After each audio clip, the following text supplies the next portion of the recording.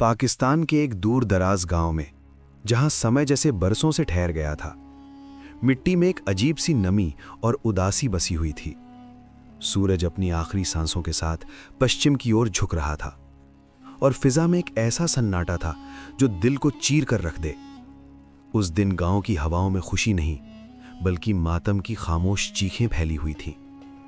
8 साल का जैन, जिसकी उम्र अभी खिलौनों, हंसी और मासूम सपनों की थी, अपनी जिंदगी के सबसे बड़े दुख के सामने खामोश बैठा था। उसकी आंखें खुश्क थीं, जैसे आंसू भी थक गए हों।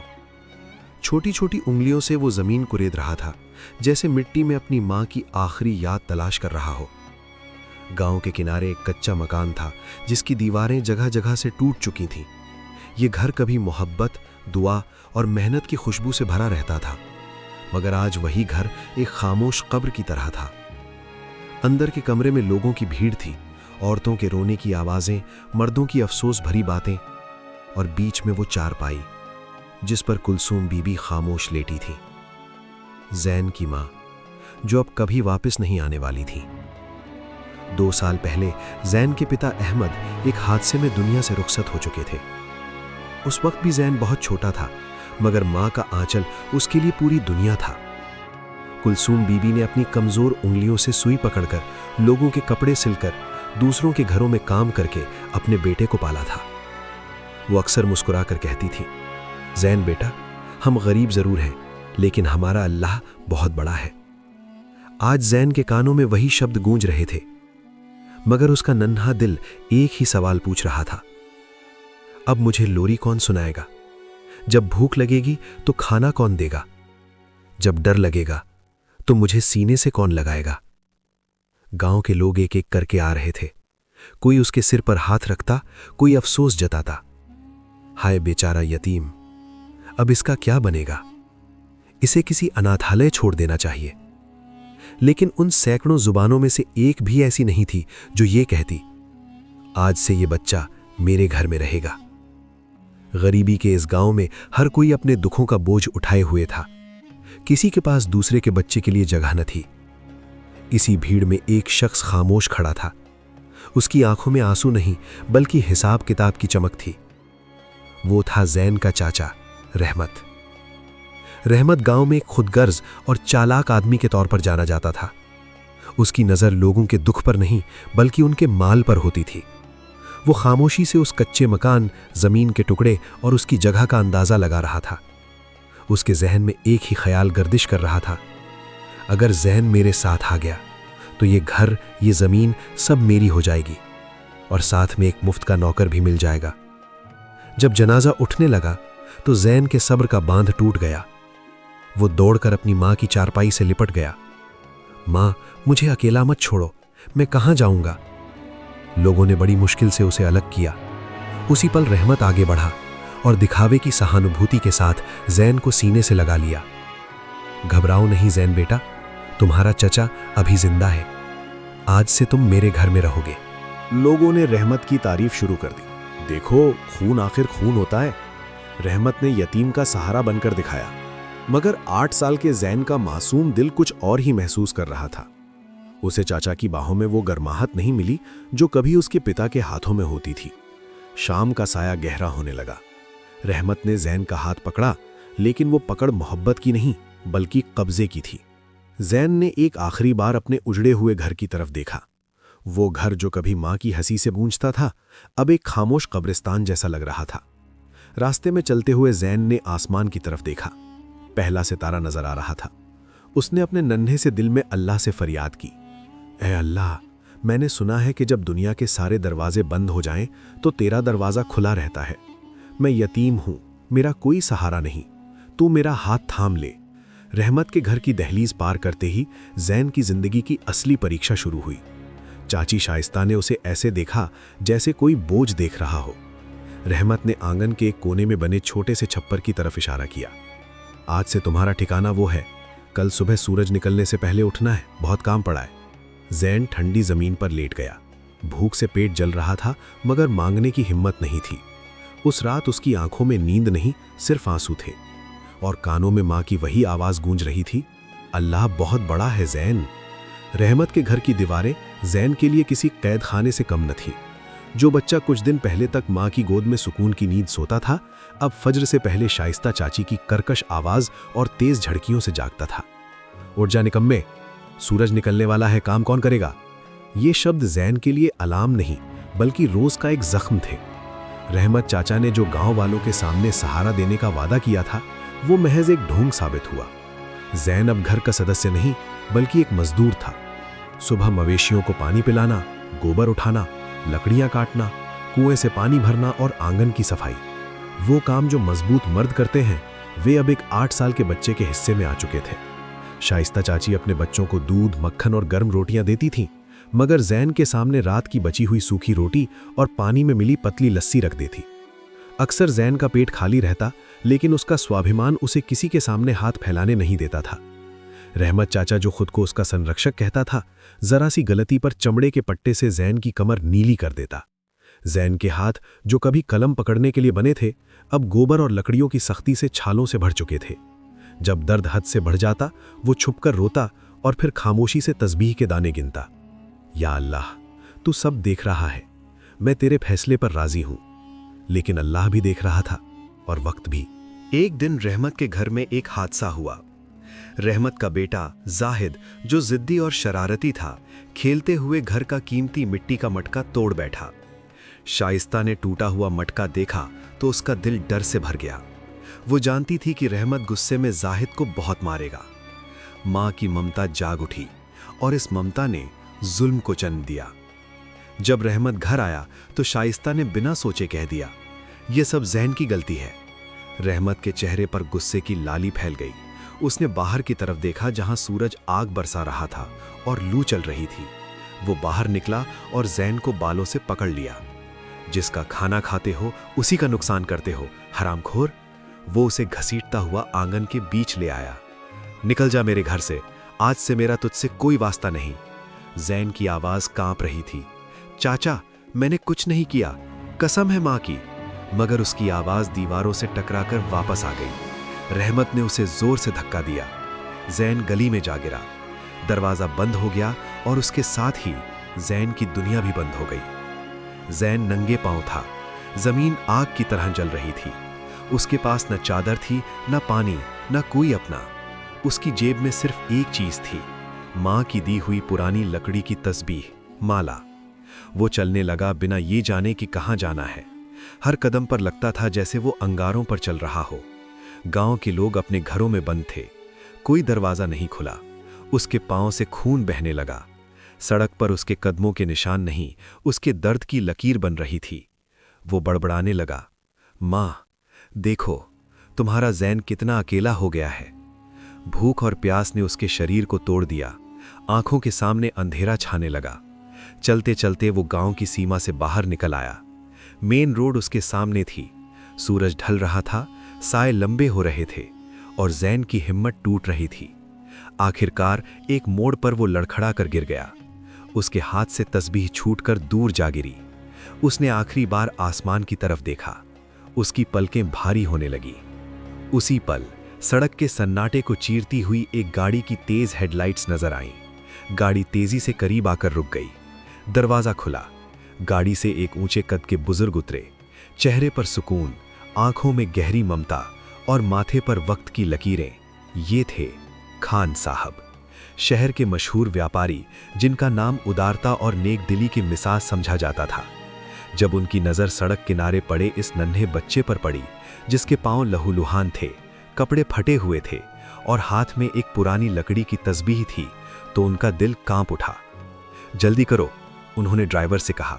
यह बच्चा अगर कुछ मिनट और यहां पड़ा रहा तो शायद। जुमला अधूरा रह गया। कुछ ही पलों बाद गाड़ी अस्पताल की तरफ दौड़ रही थी। कई घंटों बाद जब जैन की आंख खुली तो उसे लगा जैसे वो किसी ख्वाब में आ गया हो। उजली सफेद दीवारें, नरम बिस्तर और खिड़की से आती ठंडी हवा। वो घबरा कर उठने लगा तो एक नरम हाथ उसके माथे पर रखा गया। घबराओ नहीं बेटा, तुम सुरक्षित हो, अब तुम अकेले नहीं हो। जैन ने सामने देखा तो खान साहब कुर्सी पर बैठे थे। उनकी आंखों में वही प्यार था जो कभी उसकी मां की आंखों में होता था। जैन के सब्र का बांध टूट गया। वो रो पड़ा। उसने अपनी पूरी कहानी सुना दी, माँ की मौत, चाचा का जुल्म और वो तपती सड़क। खान साहब खामोशी से सुनते रहे, लेकिन उनके दिल में तूफान उठ चुका था। उसी पल उन्होंने फैसला कर लिया, ये बच्चा दोबारा कभी अंधेरों में नहीं जाएगा। कुछ ही दिनों के बाद जैन एक ऐसी जगह पर था जिसकी उसने कभी कल्पना भी नहीं की थी। खान साहब का आलीशान बंगला, बड़े कमरे, साफ कपड़े, गर्म खाना और सम्मान। लेकिन जैन ने इस सबको ऐशो आराम नहीं समझा, बल्कि ईश्वर की तरफ से एक इम्तिहान और वरदान माना। खान साहब ने उसका दाखिला शहर के सबसे अच्छे स्कूल में करवा दिया। शुरू में बच्चे उसका मजाक उड़ाते, देहाती, गांव से आया है, लेकिन जैन ने जवाब जुबान से नहीं, अपनी मेहनत से दिया। उसने दिन रात एक कर दिया। उसके दिमाग में हमेशा दो चीजें रहती थीं, माँ की नसीहत और वो तपती सड़क। वक्त पंख लगाकर उड़ता रहा। साल गुजरते गए। वो छोटा सा जैन अब एक गरिमामयी, बुद्धिमान और मजबूत नौजवान बन चुका था। उसने बिजनेस मैनेजमेंट में डिग्री हासिल की और खान साहब के कारोबार में शामिल हो गया। जैन की बुद्धिमानी और ईमानदारी ने खान साहब के व्यापार को नई ऊंचाइयों तक पहुंचा दिया। हर कामयाबी पर जैन ईश्वर का शुक्रिया अदा करता और खामोशी से गरीबों की मदद करता। खान साहब अक्सर गर्व से कहते, जैन मेरा बेटा नहीं, मेरी जिंदगी की सबसे कीमती पूंजी है। एक शाम जैन अपने दफ्तर में फाइलें देख रहा था, तभी गांव से आया एक पुराना परिचित उससे मिलने आया। उसकी बातों ने जैन को सुन्न कर दिया। रहमत चचा आप कुछ नहीं रहे, वो बोला। जाहिद शहर जाकर गलत संगत में पड़ गया। नशा, जुआ और आवारागर्दी, सब कुछ खत्म हो गया। घर, जमीन, इज्जत सब बर्बाद हो गया। अब रहमत चचा मस्जिद के बाहर बैठकर रोटी मांगते हैं। ये सुनकर जैन के दिल में एक अजीब सी टीस उठी। अतीत की तस्वीरें उसके सामने घूमने लगीं, वो कोड़े, भूख और वो जलती सड़क। लेकिन हैरानी की बात यह थी कि उसे गुस्सा नहीं आया, बल्कि दिल में एक अजीब सा सुकून था, जैसे ईश्वर उसे आजमा रहा हो। ताकत मिलने के बाद तुम बदला लोगे या माफ करोगे। उसी पल जैन ने फैसला कर लिया, मैं गांव जाऊंगा। जब खान साहब ने यह सुना तो उन्होंने जैन की आंखों में बदले की भावना नहीं, बल्कि दया देखी। जैन ने गाड़ी की चाबी उठाई और जेब में मां की दी हुई माला, तस्बीह रख ली। वो बदला लेने नहीं जा रहा था, बल्कि उस घर में रोशनी करने जा रहा था जहां से उसे कभी धक्के देकर निकाला गया था।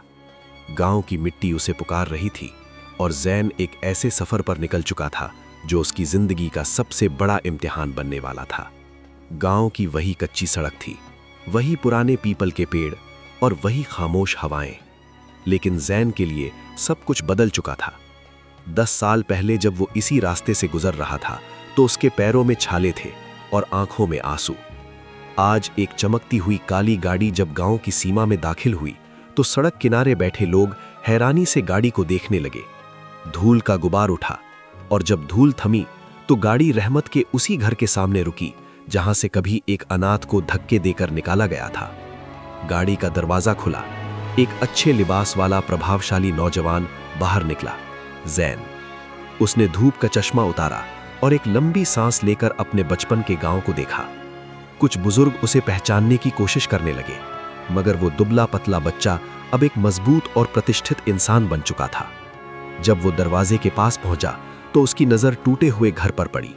दीवारें गिर चुकी थीं। आंगन में एक टूटा हुआ मटका पड़ा था, वही मटका जिसके झूठे इल्जाम में उसे कभी घर से निकाला गया था। जैन के दिल में एक पल के लिए पूरा अतीत जिंदा हो गया। उसी पल दरवाजा चरमराता हुआ खुला। रहमत बाहर निकला, कमर झुकी हुई, हाथ में लाठी, चेहरे पर पछतावे की गहरी लकीरें। जब उसकी नजर जैन पर पड़ी तो उसका शरीर कांप उठा। लाठी उसके हाथ से छूटकर गिर गई। उसे लगा कि आज उसका हिसाब हो जाएगा। गांव वाले दीवारों के पीछे से झांक रहे थे। हर कोई ये देखने के लिए बेचैन था कि आज साहब बनकर आने वाला ये अनाथ क्या इंतकाम लेगा। रहमत के होंठ कांप रहे थे। वो जमीन पर बैठ गया। बेटा जैन, मुझे माफ कर दो। उसकी आवाज टूट रही थी। मैंने तुम पर जुल्म किया, तुम्हें मारा पीटा, तपती धूप में घर से निकाला। ईश्वर ने मुझे मेरे अपने ही बेटे से सजा दिलवा दी। आंखों से आंसू बहने लगे। अगर चाहो तो मुझे जेल भेज दो, या मार डालो, मैं इसी के लायक हूं। एक कोने में शाइस्ता चाची खामोश खड़ी थी। उनके पास अब वो जुबान नहीं थी जो कभी जैन को जख्मी करती थी। जैन खामोशी से आगे बढ़ा। उसके चेहरे पर गुस्सा नहीं था, बल्कि एक सुकून था। उसने झुककर रहमत की गिरी हुई लाठी उठाई और उन्हें थमा दी। फिर वो झुका और अपने चचा को गले लगा लिया। ये दृश्य ऐसा था कि पूरा गांव सुन्न रह गया। जैन की आंखों में आंसू थे, लेकिन आवाज मजबूत थी। चचा, मैं बदला लेने नहीं आया, मैं आपका सहारा बनने आया हूं। अगर मैं भी आज वही करता जो आपने मेरे साथ किया था, तो मुझ में और आप में क्या फर्क रह जाता। मेरी माँ ने मुझे सिखाया था कि ईश्वर सब्र करने वालों के साथ होता है, और इसी सब्र ने आज मुझे यहां तक पहुंचाया है। पूरा गांव हैरान था। जैन ने उसी वक्त शहर से डॉक्टरों की टीम मंगवाई, रहमत के इलाज का इंतजाम किया। जाहिद के छोड़े हुए सारे कर्ज जैन ने अपनी जेब से चुका दिए और उसी टूटे हुए घर को दोबारा बनाने का आदेश दिया। यह सिर्फ घर नहीं बन रहा था, ये एक टूटा हुआ रिश्ता दोबारा जुड़ रहा था। शाम हुई, जैन गांव की मस्जिद में नमाज के लिए गया। वही लोग जो कभी उसे बेचारा कहते थे, आज उसके पीछे गर्व से खड़े थे। जब जैन सजदे में गया तो उसकी आंखों से आंसू बह रहे थे। वो अपने ईश्वर का शुक्रिया अदा कर रहा था कि उसने उसे इतनी शक्ति दी कि वो अपने दुश्मनों के लिए भी प्रार्थना कर सका। जैन ने साबित कर दिया था कि अनाथ का असली इंतकाम दुश्मन को नीचा दिखाना नहीं होता, बल्कि अपने चरित्र से ये दिखाना होता है कि अच्छाई हमेशा बुराई पर भारी पड़ती है। लेकिन कहानी अभी खत्म नहीं हुई थी, क्योंकि तकदीर ने जैन के लिए एक और परीक्षा लिख रखी थी, ऐसी परीक्षा जो उसके सब्र से भी बड़ी थी। गांव अब वो नहीं रहा था जो कभी सिर्फ गरीबी और निराशा की पहचान था। अब वहां उम्मीद सांस लेती थी। जब जैन ने अपने चचा को माफ किया और उनकी बिखरी हुई जिंदगी को दोबारा जोड़ा, तो उसे वो सुकून मिला जो दुनिया की कोई दौलत नहीं दे सकती। लेकिन जैन जानता था कि उसकी जिम्मेदारी अभी खत्म नहीं हुई। उसे याद था कि जब उसकी माँ बीमार थी तो गांव में कोई अस्पताल नहीं था, और जब वो बच्चा था तो उसके लिए कोई स्कूल नहीं था। उसी दिन जैन ने फैसला कर लिया, अगर ईश्वर ने मुझे दिया है तो मैं इस गांव को भी वो सब दूंगा जो कभी मुझसे छिन गया था। गांव के बीचों बीच जैन ने एक बड़ी जमीन खरीदी। वहां एक महान सपने की बुनियाद रखी गई, कुलसूम बीबी मेमोरियल अस्पताल। यह सिर्फ एक इमारत नहीं थी, बल्कि एक बेटे का अपनी मां के प्रति प्रेम का उपहार था। यहां गरीबों का इलाज मुफ्त होने लगा, दूर दूर से लोग आने लगे। अब कोई मां इलाज के लिए शहर की तरफ नहीं भागती थी।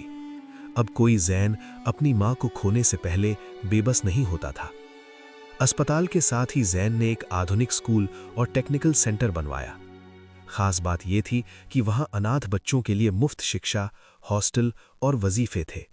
जैन अक्सर वहां जाता, बच्चों के साथ बैठकर खाना खाता और अपनी कहानी सुनाता।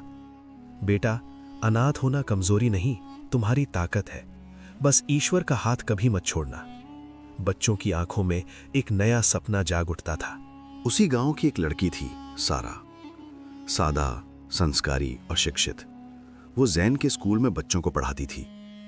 जब जैन ने उसके जज्बे को देखा तो उसे लगा कि उसे सिर्फ जीवन संगिनी नहीं, बल्कि अपने मिशन की साथी मिल गई है। खान साहब की रजामंदी से दोनों की शादी सादगी से हुई। सारा ने जैन के घर को नहीं, उसके सपनों को संभाला। वे दोनों मिलकर हजारों अनाथ बच्चों के लिए मां और पिता बन गए। साल गुजरते गए। जैन का कारोबार पाकिस्तान की सीमाओं से निकलकर पूरी दुनिया तक फैल गया। लेकिन जैन आज भी सादा मिजाज इंसान था। जब भी थक जाता, वो जेब से मां की पुरानी तस्बीह निकालता, आंखों से लगाता और ईश्वर का शुक्रिया अदा करता। वो जान चुका था, दौलत इंसान को बड़ा नहीं बनाती, बल्कि उसका बड़प्पन यानी ज़र्फ उसे महान बनाता है। बिल्कुल, यहाँ एक बहुत गहरी बात है जो जैन की कहानी से भी जुड़ी हुई है और जिंदगी में बहुत काम आती है। असली ताकत तुम्हारे हालातों से नहीं, तुम्हारे सब्र और ईमान से आती है। यानी जिंदगी तुम्हें धक्के दे सकती है, लोग तुम्हें नीचा दिखा सकते हैं और मुश्किलें तुम्हें घेर सकती हैं, लेकिन अगर तुम्हारे दिल में सब्र, ईश्वर पर भरोसा और नेकी की लगन है तो तुम किसी भी अंधेरे में रोशनी पैदा कर सकते हो। ये बात इतनी बड़ी है कि ये न सिर्फ तुम्हें बल्कि तुम्हारे आसपास के लोगों को भी उम्मीद और हौसला देती है। जैसा कि आपने चाहा, यहाँ ज़ैन की कहानी से प्रेरित 5 ऐसी लाइफ चेंजिंग कोट्स हैं जो दिमाग में छप जाने वाली और हमेशा याद रखने लायक हैं। सच्चा अनाथपन। इंसान तब अनाथ नहीं होता जब उसका पिता मर जाए, वो तब अनाथ होता है जब वो अपने ईश्वर पर भरोसा छोड़ दे। सब्र का फल। जब दुनिया तुम्हें धक्के देकर बाहर निकाल दे तो समझ लेना कि खुदा तुम्हें अपने करीब बुलाना चाहता है। असली इंतकाम।